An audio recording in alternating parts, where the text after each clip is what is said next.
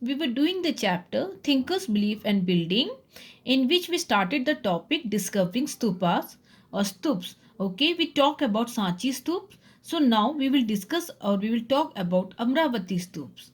So each stup has its history of how they are built, but there are histories of their discoveries also.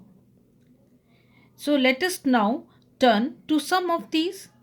Here you can see Amravati Stup. So in 1976, okay, a local Raja who wanted to build a temple. Okay, he wanted to build a temple, found the ruins of the stup at Amravati that located in Maharashtra. So he decided to use the stone of this ruins of the Amravati stup. Okay, and he decided to use the stone in the construction work of a temple. And then some year later, you can see Colin Mackenzie, a British official, while passing by that region, found several pieces of sculptures there. Okay, he found several pieces of sculpture there, and he made detailed drawings of some of the sculptures, but unfortunately, none of his reports were ever published. Then comes Walter Elliot, the commissioner of the Guntur. Okay, you can see he also visited Amravati in 1854 AD. He collected many sculptures panels. Okay, he collected many sculpture panels and took them along to Madras. And then you can see Walter Elliot was also successful in discovering the remains of the western gateway of the Amravati Stup.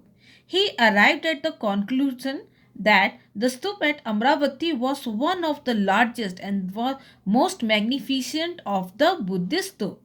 So then the process of taking this ruin of Amravati Stup to different places began. Some slabs, okay, or the carved slabs from Amravati, it was sent to Asiatic Society of Bengal in Kolkata, and some were placed in the Indian office in Madras. So here you can see pieces of sculpture. It is distributed, okay, and several pieces of sculptures they were from Amravati were used for the decoration. Okay, the piece to decorate the garden of the British administrators in London. So Amravati Stup was destroyed. Okay, so if the words of the archaeologist H. Cole, you can see original remains when where they have been found were taken into consideration, the Amravati Stup would have been preserved like that of the Sanchi Stup. So it seems perhaps Amravati was discovered sometime earlier than Sanchi. So now we talk about the sculptures. Contributions of Buddhist literature in understanding the sculpture at Sanchi. So we will see that most of the panel slabs at Sanchi, okay, it become quite difficult to guess to in what context they were depicted. So when we talk about the sculptures, so you can see this Buddhist text, okay, it helps us significantly to understand the sculpture at Sanchi. So you can see that a part of the on the part of the northern gateway of the Sanchi Stup. Okay, here you can see this panel from the northern gateway. Okay, we find in it the thatched huts, the trees, the men, women, and children, as you can see here, which makes us assume that it depicts some rural scene. However, the art historian who had deeply studied the sculpture at Sanchi concluded that it was a scene from the Vasantara Jatak. Okay, has been depicted in this piece of sculpture. So in Vasantara Jatak, there is mention of a generous prince who gave away everything that belonged to him to a Brahman in a charity and went to live in a forest along with his wife and children. So it became clear that the scholar often tried to understand the meaning of the sculpture with the help of the concerned text, okay, and then they interpret it by comparing it with the textual evidences. So when we talk about several sculptures, okay, of at Sanchi, they did not get any direct inspiration from the Buddhist idea. So these sculptures were depicted under the influence of the popular traditions. Okay, so you can take the example of the sculpture of a beautiful woman. Okay, they have been depicted on the gateway of the Sanchi Stup. They have been depicted as swinging, okay, holding on to the branch of a tree at the edge of the gateway. At first, the scholars were at a loss as to why this figure was depicted on the gateway of the stup, as it had no direct or indirect link with the aestheticism. However, after examining the other literary traditions, the scholar concluded that the sculpture depicts Shal Bhanjika, who has been mentioned in the Sanskrit text. We come to know from a popular belief that the touch of Sal Bhanjika caused the tree to flower and bear fruits. So it revealed that the people coming under the fold of Buddhism did not discard away their tradition and the idea but used them to enrich Buddhism. So the historian they suggested that the motifs or the symbol that is depicted in the sculpture at Sanchi were also taken from the popular traditions. So beautiful and lively figures of the animals, okay, you can see here have been depicted at Sanchi. The figures are normally those of the elephant, horse, um, monkeys and cattle. So several scenes depicted at Sanchi are related to the stories of the animal described in the Jatak.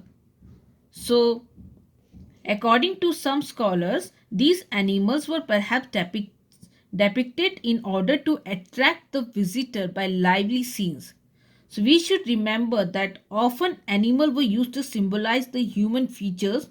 For example, when we talk about elephant, it was regarded as a symbol of strength and wisdom. So of these motifs or symbols, a figure you can see here of a woman surrounded by lotuses and elephants deserves special mention. So the elephant have been depicted sprinkling water on the woman as if performing abhisheks. Some historians identified this sculpture with Maya, mother of Buddha, whereas some other identified it with Gaslakshmi, the goddess of good fortune. So it seems that the motifs of the serpent, okay, it found on several pillars has also been derived from this popular traditions.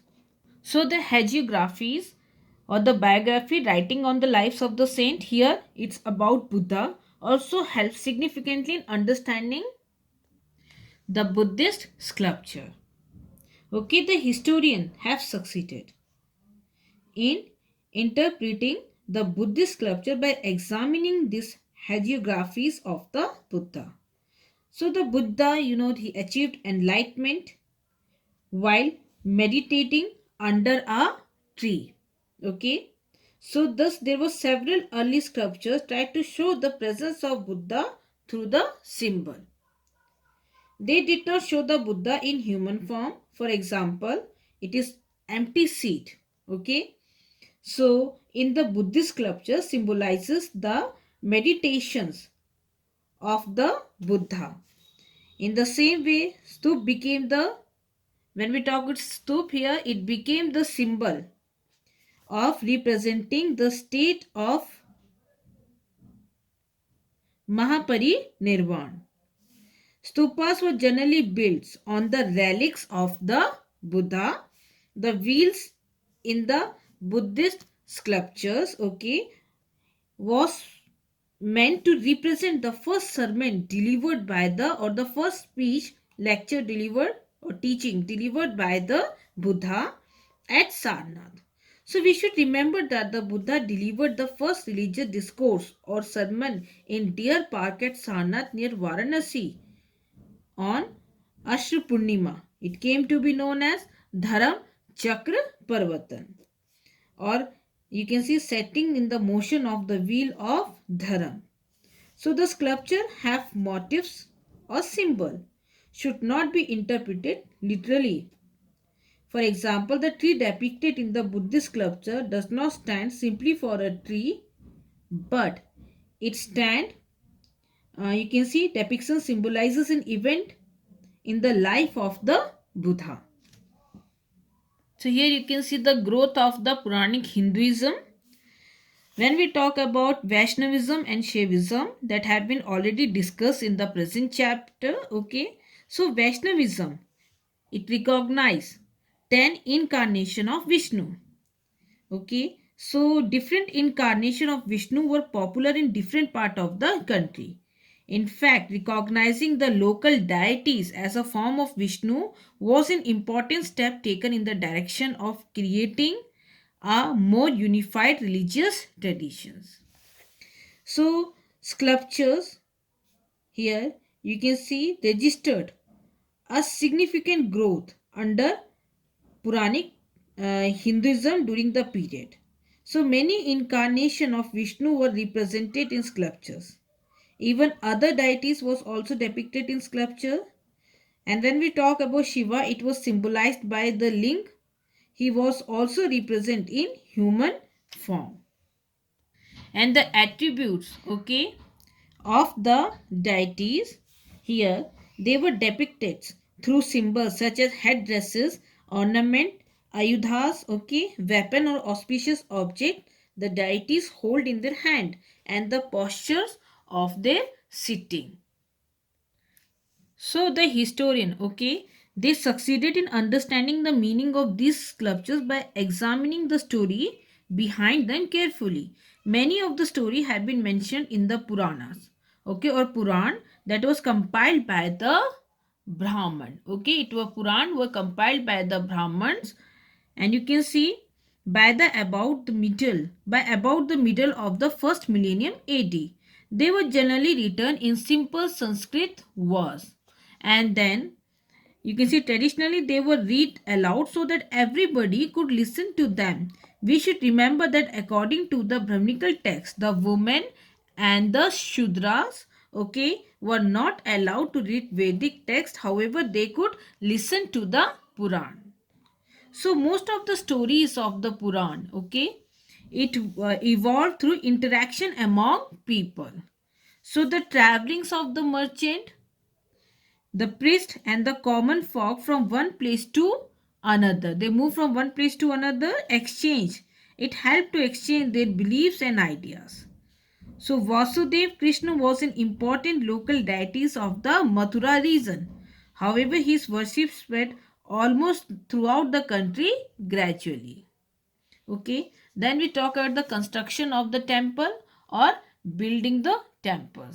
So many temples, okay, as you can see, were built for the deities during the period. So the early temple, okay, it had a square room known as the Garbha Graha. It had a simple doorway, okay. The worshipper could enter. They could enter through the doorway to worship the image. Gradually, a tall structures, okay, came to be built on the Garbhagriha, which was known as Shikhar. So the wall of the temples, if you talk about the wall of the temples, they were decorated with beautiful pieces of sculptures.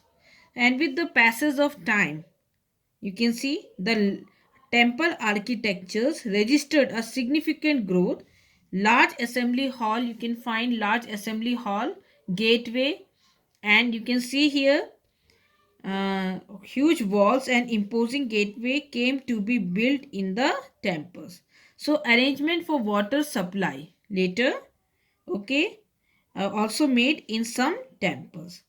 So many temples which were built, okay, during this you can see this period, of which you can see Dash Avatar temple at Devgarh, Shiva temple at Bhumra, and Parvati temple at Nachna, Vishnu temple at Tigwa, and the temple of Bhitargaon are particularly remarkable for their unique architecture. Okay, so important temples here: the Dashavatara temple at Devgarh, Shiv temple at Bhumra, Parvati temple in Nachna, Vishnu temple Tigwa, and the temple of Bhitargaon. Okay, so here come the silent features of the early temple. Very important is the artificial cave. That some of these were hollowed out of huge rocks as artificial caves. So the tradition of the constructing the artificial cave was an old one. The earliest artificial cave were built in the 3rd century BC. So you can see, so these caves were built in order of Ashoka for the sannyasi of the Ajivika sect. Okay, so Ashok he built, or the Mauryans they built 7 caves for the sannyasi of Ajivika sect. Okay, so 7 caves built in Mauryan period. Of these, 4 caves were built by Ashoka and 3 by his grandson, the Mauryan king Dashrath. All these caves were built on the Nagarjun hill, as well as you can see, and the Barbara hill near Gaya. So of the caves you can see built by Ashoka here, the Sudama cave and the cave of Lomasha Rishi. So two cave here, important caves are the Sudama cave and Lomasha Rishi. And then the cave of Ajanta. When we talk about the cave of Ajanta, okay, it's a remarkable specimen of architecture. So their beautiful pillars are of varied design and size, and their inner walls and ceilings are decorated with the finest painting. So there are rock cut stups, caves and vihar, monasteries, caves at Bak in Madhya Pradesh. Then comes the caves of Ellora. Here comes the caves of Ellora. Okay, a remarkable specimen of the rock cut vihar, and you can see, and Chaitya. Okay, halls of these Vishwa Karma Chaitya cave is a unique creation. So magnificent monolithic temples. Okay, here you can see monolithic temple cutting a block of hillside were built during this period. A significant characteristic of this temple was a spacious hall and finely carved pillars. Okay, finely carved pillars. So in the 7th century, the Pallav king Mahendra Varman and Narsim Varman built at Mamlapuram, okay, Mahabalipuram, a number of pillared hall, okay, Mahabalipuram number of pillared hall, and the 7 monolithic temples. So they are popularly known as the Rath temple. So they are popularly known as the Rath temple.